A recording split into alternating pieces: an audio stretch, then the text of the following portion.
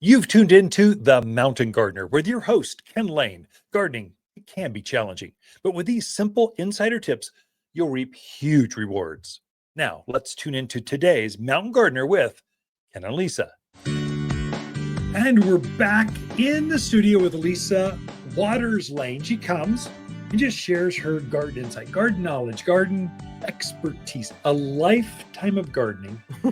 Grew up, was born physically here at the garden center on manure piles. Not true. I'm sure out in the parking lot. I was born in a hospital. Prescott like Hospital. everyone else. But like hour two was brought to the garden center, worked in the family business. But she's got a wealth of garden knowledge.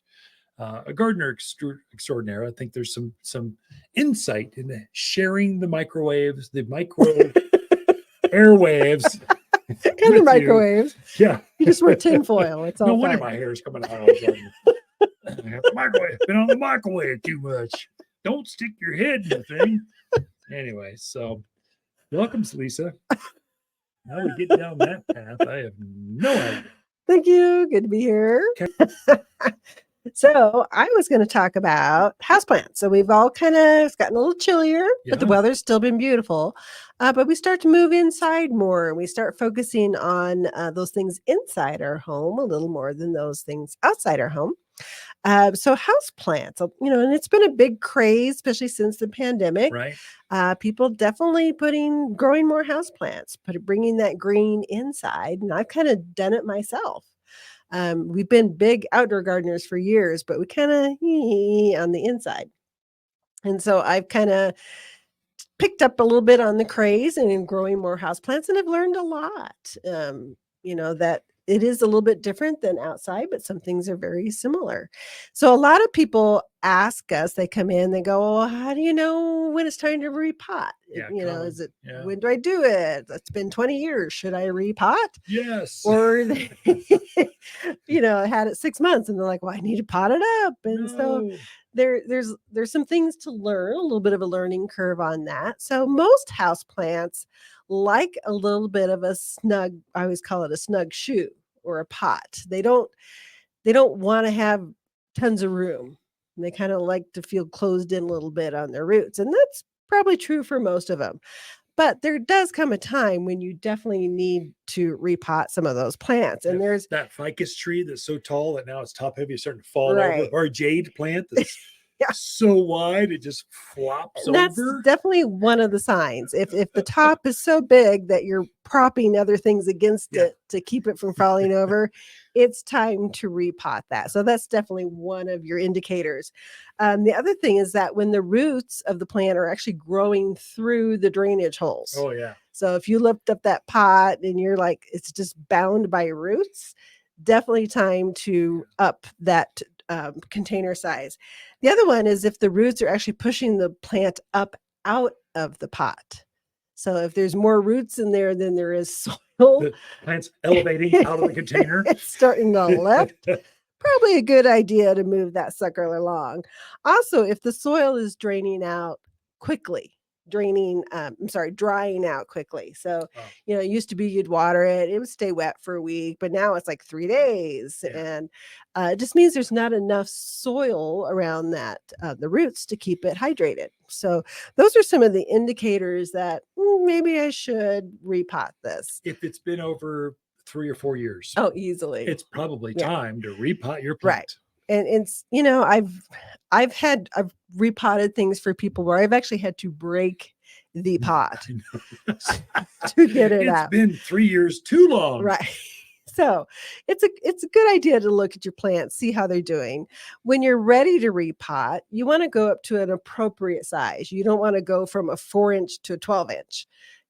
Typically you want to go up one size. Now, if that plant has been in that itty bitty container for a long time, maybe you go a little bit bigger to give it some room to stretch out. But typically it's one pot size up at a time. So if you're in a 6-inch, go to an 8-inch, 8-inch, go to a 10-inch. So it's just kind of a good rule of thumb. Also think about that pot, that plant. Is it a moisture loving plant? Is it like a Dracaena or a ZZ plant that wants to be dry? Think about the soil you're putting in with that plant. So if you have a sedum or a succulent or like a ZZ, things that just kind of like to go in that dry side, use more of a succulent soil. So they make a really good cactus mix soil, succulent soils. Sometimes if you're not quite sure, mix it with regular house or potting soil, and that way you're kind of getting the best of both worlds. I got to slow down and talk. Soil is so important. Soil It is is. everything for Right. plants. Just like the air we breathe, Mhm. plants breathe soil. So you get good soil, Yeah. they thrive. If you get bad, crummy soil, or they took shortcuts, or they just Mhm. took whatever's on the reproduction floor and chucked it in a bag and said, "This is potting soil," Right. it might suffer. It Oh, probably will yeah. suffer. It makes a big difference. And one thing I can tell you, because I've had people do this as well, do not use soil from your yard. Oh no. Oh my Your gosh. plants will not be happy No. with Yeah. that. Our soils are Nightmare.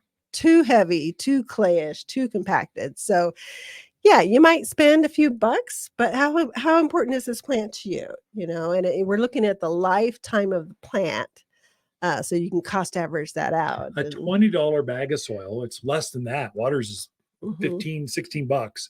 It's going to last you for 3 years. I mean, per Right. month, that's like pennies. Yeah. Do it right the first Definitely. time, and you're going to have years of enjoyment down the road. Mhm. And also pick out a good pot. Yeah. We Pretty have pot. some beautiful ceramic pots, and all of them have good drainage. That drainage hole is important, people. Yeah. And it's important when you water, you want that water to come through that drainage hole and let it drain. That way, you're getting all those roots watered enough, and it's not going to sit there like a bathtub. The roots aren't Yeah. going to rot on there. So that's very important as well. Also, real quick, because I know I'm running out of time, they do make African violets. They make an African violet pot. Oh, yeah. Good point. So it's really great to plot into those because you're watering from the bottom. The water, moves through the terracotta on there. Also orchids. So they make specific orchid pots because orchids really like to have air around their roots. So they make pots that have the holes on the sides that really are beneficial to them. So picking out the right pot, the right size, the right soil, all those things can really make a difference in how your houseplants behave. If you're in doubt, bring it to us. If it's Yeah. small enough to put in the car and bring it to us, we can help you repot it even. Do that a Or lot. show you the right size, the next size up, or the right Mhm. style. If you have an orchid that's still in that plastic sleeve from the Yeah. florist, bring it in. It's good to bring it with you so you can put it in those orchid pots and see Mhm. which style looks best because they're Yeah. beautiful. They're pieces of art. An African violet pot is an actual piece of art It that you is. plant Yeah. that's made for African violets specifically so the leaves don't spot and they Mhm. bloom longer. You're going to water less. And so if in doubt, bring it. If it's so big you can't bring it in, well, take a picture, take a measurement. We can help you with Yeah. that. Lisa, thank you so much. We are Sure. out of time. Ken and Lisa Lain, the Mountain Gardeners. Watters Garden companion plants for November are Vanderwolf pine, flowering pear, English ivy, and camellias. Ice Angel camellias produce amazing 3-inch rosy blossoms with petals that radiate out from the center of. Camellias deserve front yard status or admired on a patio or deck. Well adapted to acidic soils beneath oaks, native junipers, and maples. Loves shade gardens, containers, and raised beds. Shop in-store or online at watersgardencenter.com. For a more fruitful garden, increase success in the landscape that just feels better, then tune in daily to the Mountain Gardener podcast. Subscribe through your favorite podcast streamer or visit watersgardencenter.com. Better yet, visit me directly right here at Watters Garden Center. Thanks for tuning in.